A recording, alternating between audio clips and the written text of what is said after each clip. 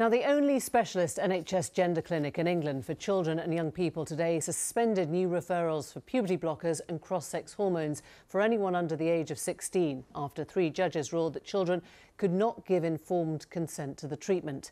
NHS England tonight confirmed those already receiving the drugs may have their treatment withdrawn if clinical guidelines recommend it.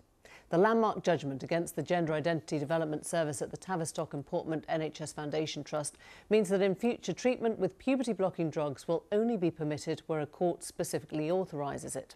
Deborah Cohen, our health correspondent, and her producer Hannah Barnes initially brought concerns over the Tavistock's policies on child consent to the fore in a series of reports for Newsnight. They have this report on the judgment today.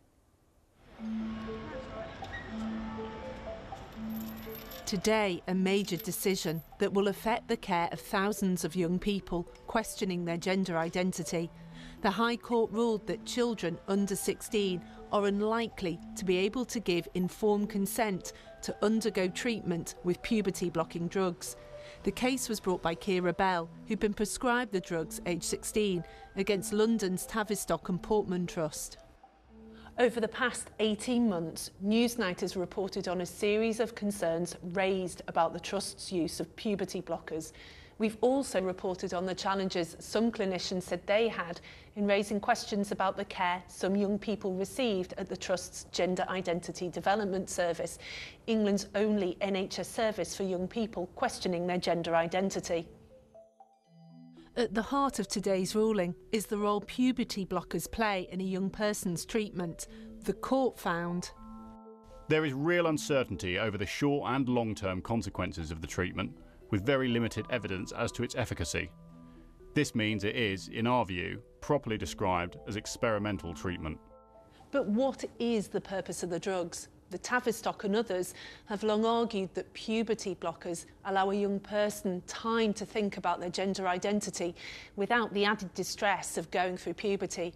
But the judges questioned whether it was that straightforward.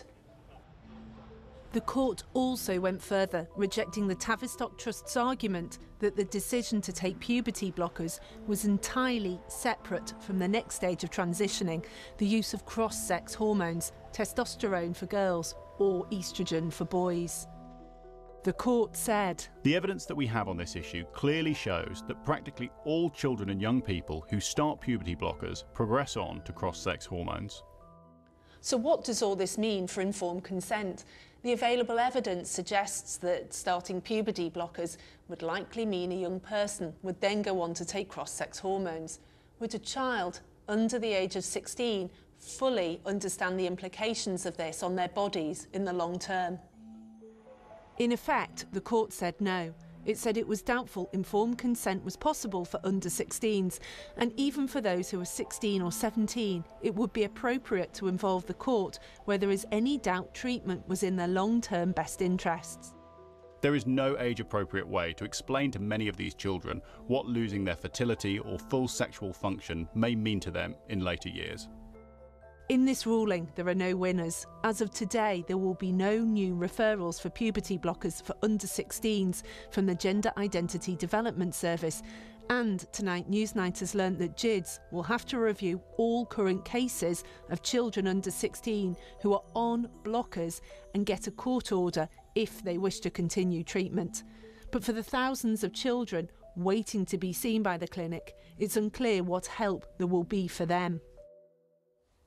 Deb Cohen with that report. Well, we asked the Tavistock Trust to join us tonight. Nobody there was available. In a statement, they said the Trust is disappointed by today's judgment and we understand the outcome is likely to cause anxiety for patients and their families. Our first duty is to our patients, particularly those currently receiving hormone-blocking treatment, and we're working with our partners to provide support for patients concerned about the impact on their care. It added the Trust seeking permission to appeal the judgment will not be making new referrals to endocrinology until we have more clarity. Joining me now is one of the claimants in that case, Kira Bell, who won the case today. Kira, for those who don't know you, just outline your own story for us briefly. I was referred to the clinic at age 15 and I was seen from age 16 and I was put on puberty blockers that same year and onto testosterone the next year and then I went on to surgery through the adult clinic. Just explain to us, you suffered gender dysphoria as a girl. Yes. And you felt that you wanted to transition to become a man. Yeah, yeah. And then what happened? So yeah, when I first arrived at the clinic, you know, my belief, you know, that I was a boy, or you know, that I should become a boy, was affirmed. You know, there was no investigation into why I had those feelings. You know, it was pretty much accepted from the get-go, and you know, yeah, medical interventions were spoken of quite quickly. So you went ahead. You had the blockers. You had surgery, and then you decided that that wasn't the right course for you. Yeah, yeah. Just realising, I think, that a lot of it isn't based in, you know, it doesn't have scientific evidence behind it, you know, and just realising that, you know, it's not a healthy route to go if, you know, I can, you know, if I don't need to continue on with it. So, I mean, it's incredibly personal. It's very sort of you-specific. But in your case, you felt that they had let you have access to the drugs too quickly. Yeah. Is that right? Yes. And that you should have been denied that because you weren't making a sound judgment. Yeah, yeah, that's right. I was dealing with a lot of other mental health issues also, and you know, a lot of past issues that hadn't been brought up, or again, it wasn't investigated. So yeah, there's always a lot of issues going on behind the scenes, you know, definitely in my experience, and I think, you know, with the current kind of you know, trend that we're seeing of young girls being referred to the clinic. I guess this judgment would stop them handing out the treatment straight away or after a short amount of counselling. But if you know, as an articulate young woman went to the court and said, I really mean this and I'm serious about it, there's every chance that the court would still have allowed you to do something which you would later regret, isn't there? I wouldn't say so, because you know, they would have actually looked into the reasons, you know, why I wanted to proceed with the treatment, and you know, I'm sure that the mental health issues and everything that should have been discovered at the Tavistock would have been brought out in the courts. There will be thousands of young people tonight who will be terrified by this judgment, as you know, terrified that this will stop them living the life that they need to, be incredibly distressed because something that didn't work for you may still work and be very important to them. Yeah, I mean, I think when we're dealing with the topic of mental health, you know, obviously emotions will be running high, and I understand that, you know, I would have been in the same position perhaps as, you know, someone, you know, age 16, for example, you know, listening to, you know, what happened today. But, you know, again, the High Court, you know, they came to their decision, you know, they're high-tier judges, and, you know, they looked at the... So you don't worry about the kids now who, I mean, some of them might even have their current drug treatment stopped. Do you worry about them? Yeah, of course, yeah, I'm definitely concerned about them, and I completely empathise with them. You know, I think that better mental health services need to be put in place to help that person through you know, the period that they're going through. You know, I think that's the vital, you know, that's what needs to happen. Because for every Keira Bell, there could be somebody who isn't allowed and wants to be allowed. Yeah, yeah, absolutely. But you know, again, the High Court, you know, they came to the conclusion that it isn't possible for, you know, particularly under 16s to consent to that treatment, you know, and those protections are put in place for a reason. Keira Bell, thank you. Thank you very much for coming in. Let's speak now to Susie Green, the CEO of Mermaids, a charity which supports transgender children and teenagers and their parents.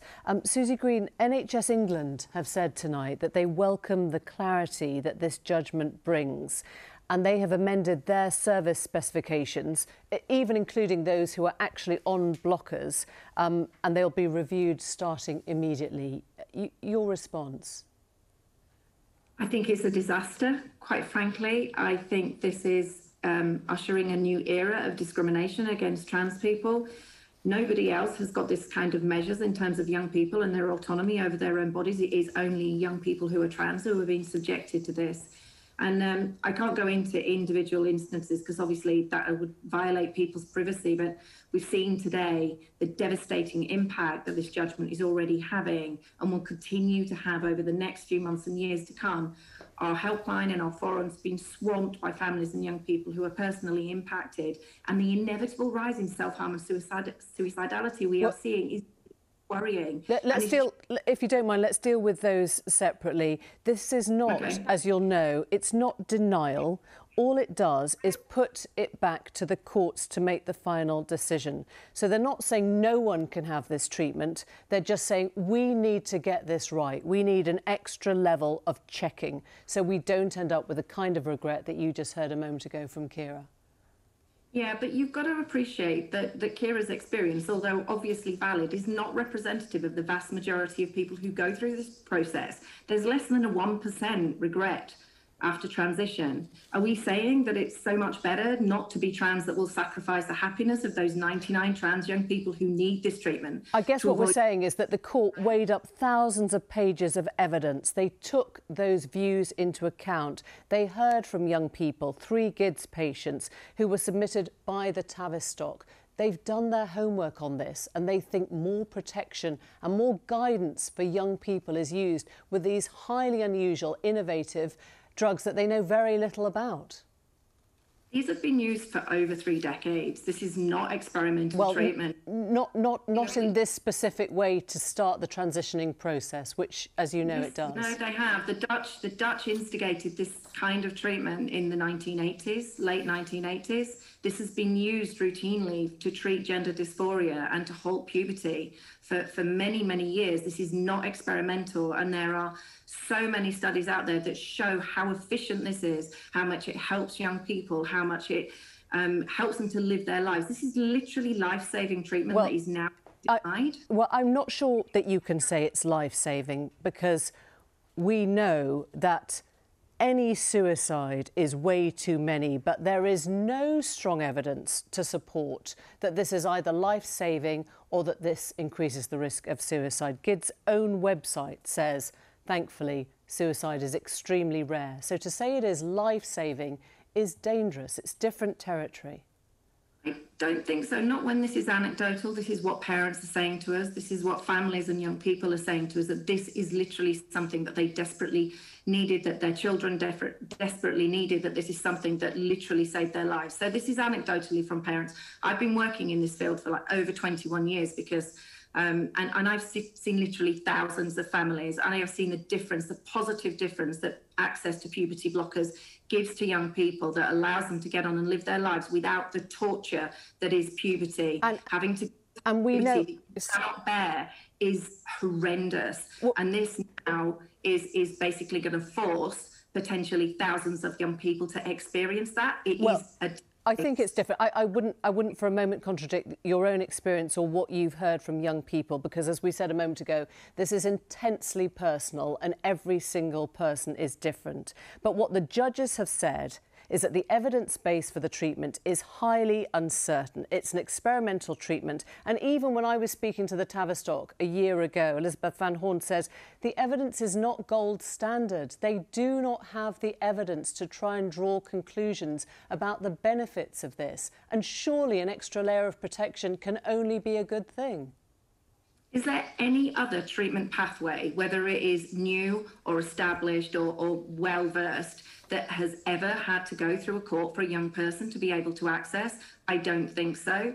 And I think whether it is deemed as being experimental or not, whether they're going to ignore the breadth of international evidence that shows how good this treatment works for young people and the positive outcomes, even if they ignore all of that, are they going to not listen to young people?